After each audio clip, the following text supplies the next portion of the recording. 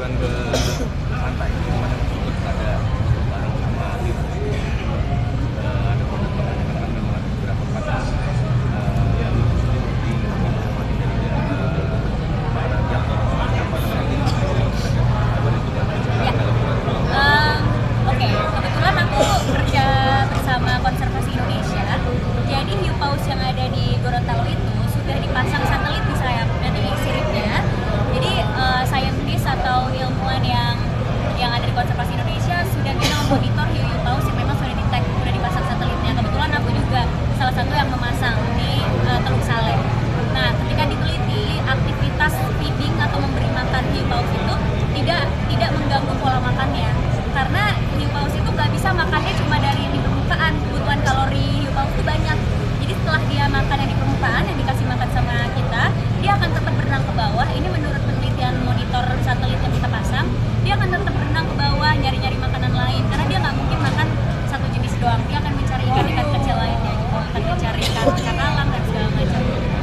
Jadi sebenarnya itu tidak mengubah pola alamiah hiu paus, tapi tetap nggak boleh berlebihan juga. Harus ada regulasi yang diketatin gitu. Misalnya kalau berwisata di sana jangan langsung sekaligus ramai, karena kan yang ada di sana bukan cuma scuba diving ya, tapi ada free diving dan ada snorkeling. Kadang kalau diver-diver itu nunggu di permukaan suka nggak sengaja tersentuh si hiu pausnya, dan itu bisa mengganggu kan, kasihan kalau tersentuh.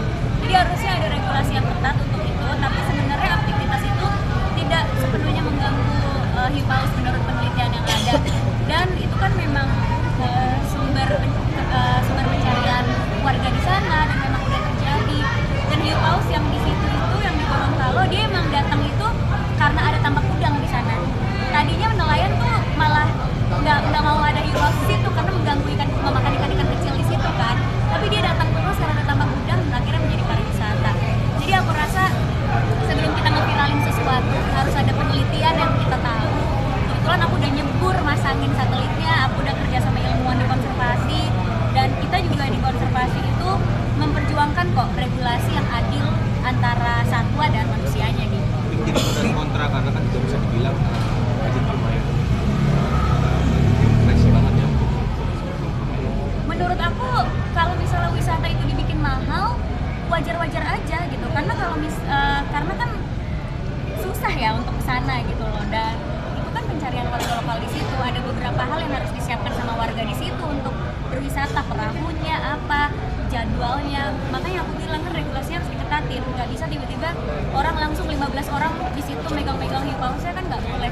Jadi kalau misalnya dibikin mahal, yang itu justru malah membatasi wisatawannya, justru malah bagus. Jadinya adil untuk satwa dan manusianya.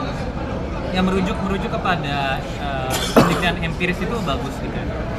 Cuman terkadang ketika kita memakai penelitian empiris dan kita memakai contoh dari luar negeri kita terapkan, itu kadang juga susah gitu. Karena kita melihat kondisi dan situasi yang ada di lokasi tempat.